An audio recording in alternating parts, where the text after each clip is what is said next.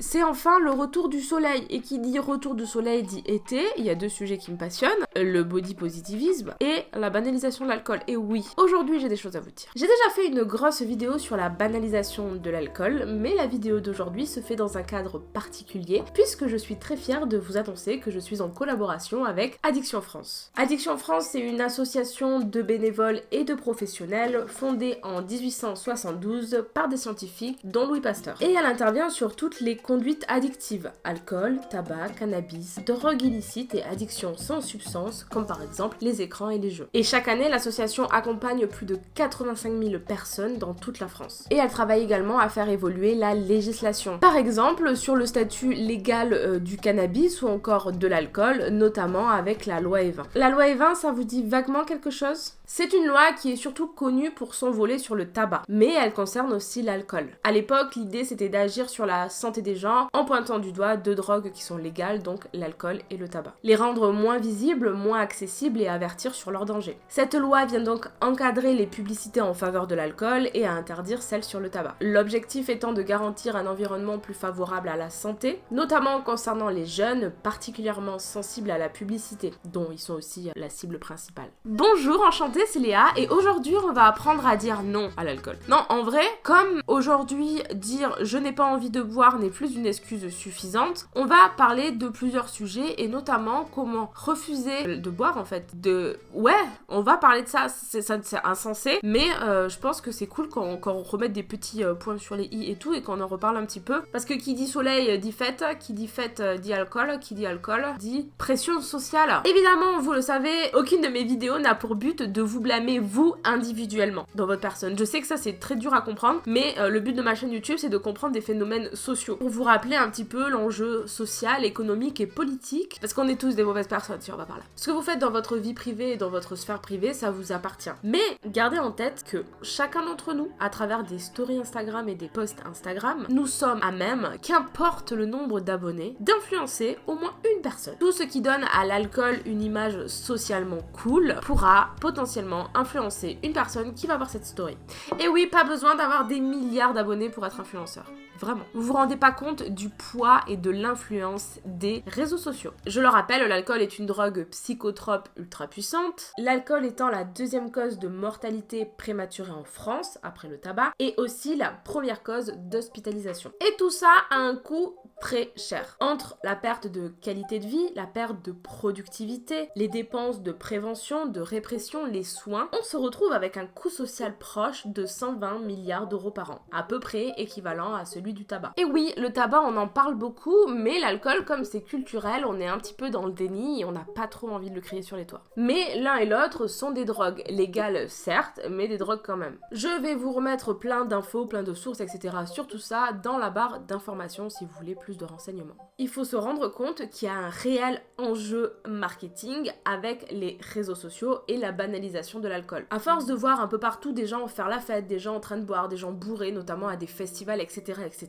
On oublie tout ça et on se dit que l'alcool c'est cool, mais banaliser un produit autant à risque sur les réseaux sociaux, c'est super dangereux. Et aussi, gardez en tête que derrière tout ça, derrière la publicité des influenceurs pour l'alcool, il y a des enjeux économiques et marketing énormes. Si on voit autant d'influenceurs associer l'alcool à des choses cool, à la fête, à tout un lifestyle, c'est parce que dans beaucoup de cas, ils sont payés à le faire. Et ce n'est pas normal et en plus de ça, c'est interdit par la loi. Pour l'anecdote, il y a maintenant peut-être 8 ans, c'était au tout début de ma chaîne YouTube, j'ai été payée par une marque d'alcool pour faire un placement de produit sur leur alcool. Et en gros, j'avais un script très précis où on me demandait il faut que les gens s'amusent, il faut qu'on voit les canettes, il faut que ça soit pendant une fête, il faut qu'il y ait plein de monde, il faut qu'il y ait ci. Enfin, il y avait un script très précis de choses à faire pour donner l'envie de boire aux gens et l'envie d'associer cet alcool à un truc festif. Et j'étais payée pour faire ça et il fallait pas que je dise que c'était un placement de produit. Bon, c'était fut un temps où on n'avait pas l'obligation de le dire, mais aujourd'hui, il y a encore des placements qui passent et des gens qui ne le mentionnent pas. Ça se fait encore malheureusement malheureusement beaucoup. Et le souci de pourquoi ça me tient particulièrement à cœur, j'en ai bien parlé donc du coup dans ma vidéo sur la banalisation de l'alcool ou même sur celle de Korsakov, c'est parce que voilà, j'ai vu de mes yeux tout ce que l'alcool peut faire à des gens et à quel point ça détruit des vies en fait. Mais aujourd'hui l'enjeu il est quand même encore plus gros parce que on sait que sur les réseaux sociaux il y a de plus en plus de jeunes. De voir ces boissons alcoolisées sur les réseaux sociaux, ça les associe dès le plus jeune âge à une image positive de l'alcool et ça va les pousser à consommer par la suite. Et c'est du pain béni pour le lobby de l'alcool. Vous leur faites de la pub gratos.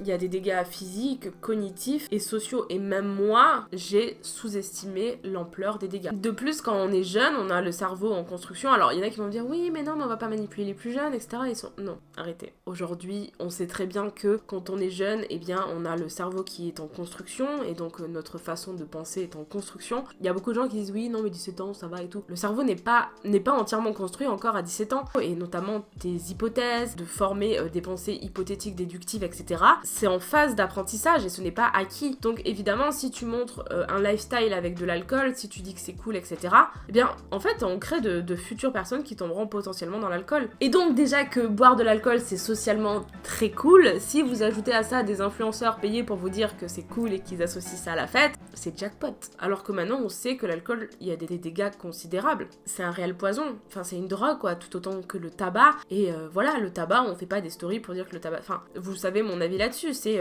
on fait ce qu'on veut dans la sphère privée, il y a pas de souci, mais voilà, l'alcool et le tabac, c'est la même chose, en fait. Ça a le même pouvoir, donc on fait ce qu'on veut de notre vie privée, mais on évite de l'associer à quelque chose de cool, parce que, ça ne l'est pas, en fait. Et je sais que la dissonance cognitive est très forte, parce qu'on est dans une vie où le vin, l'alcool, etc., c'est culturel, mais ça, j'en ai vraiment bien parlé dans la vidéo sur la banalisation de l'alcool, que je vous invite à re-regarder, parce que celle-ci, elle est un petit peu pour faire des petits rappels et un petit peu en complément de l'autre. Et dans cette vidéo, du coup, comme je l'ai dit en introduction, je veux vraiment vous donner quelques petits tips pour, malheureusement, refuser et arriver à dire non, je n'ai pas envie de boire. Puisqu'un simple non merci ou un non, je n'ai pas envie ne semble pas fonctionner.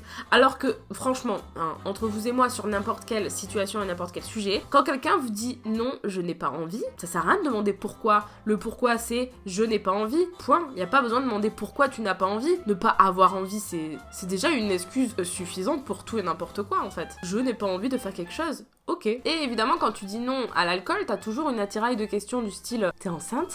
Oh, c'est bon, c'est de la bière. Un seul verre, c'est bon. C'est bon, si tu bois de la bière, c'est comme si tu bois de l'eau, ça hydrate.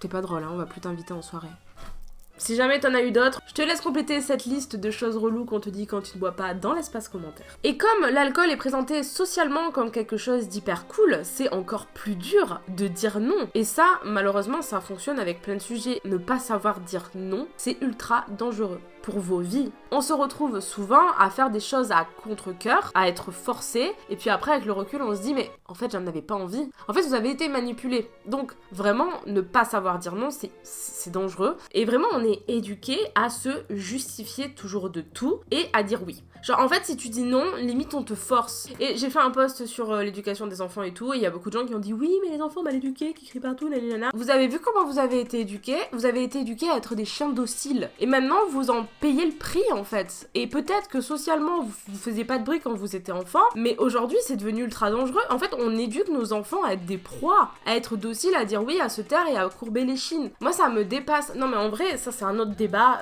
j'en parlerai en vidéo. En fait on apprend à ne pas avoir d'avis et à se soumettre à tout, même quand on n'a pas envie de faire quelque chose. On est forcé. On est vraiment éduqué avec cette peur de décevoir les gens. Plus si on déçoit, on a peur d'être exclu. Et être exclu c'est bouh à skip. Comment justifier son non-envie de boire sans renier sa patrie et sans passer pour un bobo extrémiste casse-couille? Eh bien, on ment. Ouais, on est obligé. Ouais. Tips numéro 1. Tu peux dire par exemple, je prends des antibiotiques. Non, là je suis malade. J'ai eu des analyses de sang et elles sont mauvaises, du coup là je ne peux pas boire. J'ai encore la gueule de bois d'hier. Ou bien, je suis enceinte.